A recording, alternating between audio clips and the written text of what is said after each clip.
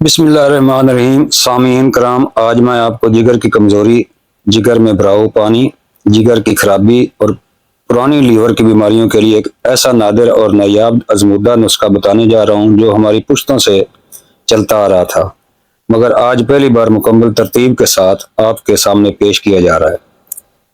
یہ 5-6 مرحلوں میں ہے۔ پہلا مرحلہ، جب بھی مٹر استعمال کریں تو اس کے چھلکے ہرگز ضائع نہ کریں، انہیں سنبھال کر رکھتے جائیں۔ اگر ممکن ہو تو کسی ہوٹل والے سے بھی کہہ دیں کہ وہ مٹر کے چھلکے الگ جمع کر دے۔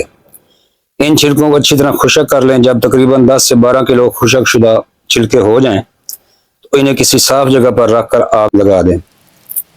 جب جل کر راکھ ہو جائیں تو راکھ سفید ہونی چاہیے۔ اگر راکھ سیاہ رہ جائے تو اس کا جوہر کامل نہیں بنتا۔ اگر راکھ سیاہ ہو تو اسے کڑھائی میں ڈال کر تیز آگ پر رکھیں یہاں تک کہ وہ بالکل سفید ہو جائے، پھر اسے فرش پر پھیلا دیں تاکہ ٹھنڈی ہو جائے۔ تو دوسرا مرحلہ ہے راکھ کا مقطر کرنا اور جوہر حاصل کرنا۔ ٹھنڈی راکھ کو اکٹھا کر کے 8 گنا پانی میں بھگو دیں۔ مثال کے طور پر اگر راکھ 1 کلو ہے تو اس میں 8 کلو پانی ڈالیں۔ بھگونے کے لیے مٹی، پلاسٹک یا سٹیل کا برتن استعمال کریں۔ لوہے یا سلور کا برتن استعمال ہرگز نہ کریں اور نہ اس میں بھگوئیں۔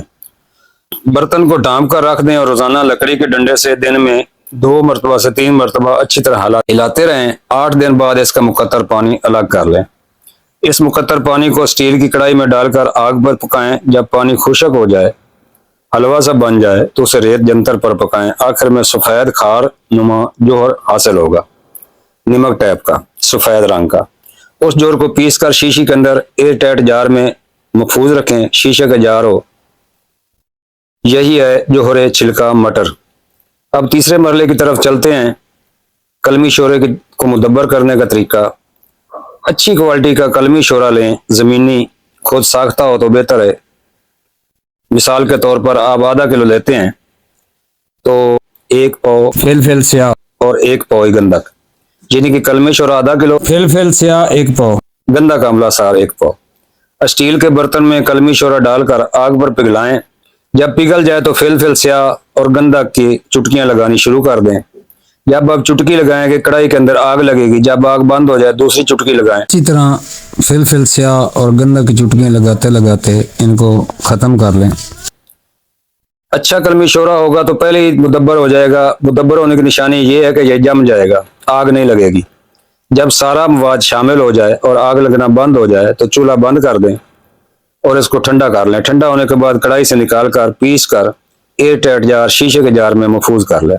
اب چوتھا مرحلہ خوراک اور استعمال ہے۔ جوہر مٹر چھلکا 60 گرام، مدبر قلمی شورا 60 گرام، دونوں کو اچھی طرح مکس کر کے کھرل کر لیں۔ اب 500 ملی گرام کے کیپسول بنا لیں۔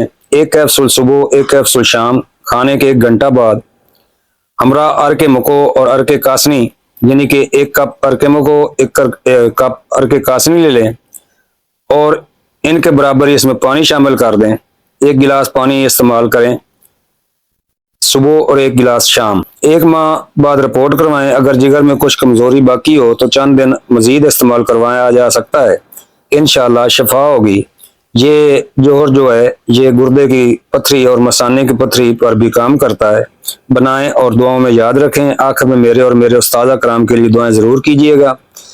اگر آپ کو ویڈیو پسند آئی ہے تو لائک اور شیئر ضرور کریں، اور نئے دوست چینل کو سبسکرائب کریں تاکہ ہر اچھی ویڈیو آپ تک پہنچ سکے۔ دعاؤں کا طالب حکیم طارق جوید، المعروف طارق پتال جنتر مشین والے، فیصل آباد۔